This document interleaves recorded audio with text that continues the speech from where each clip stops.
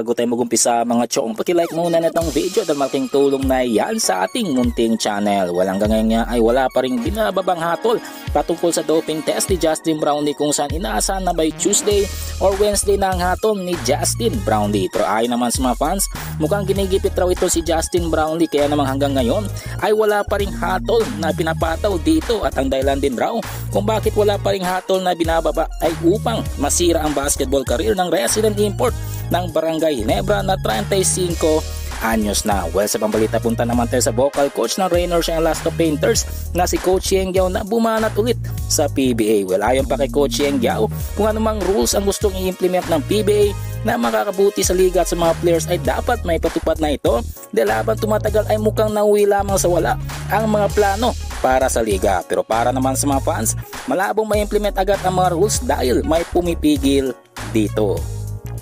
Ang uli sa ating balita mga chong patungkol naman sa 6'8" import na Converge na si Quincy Miller na ayaw i-release ng Converge.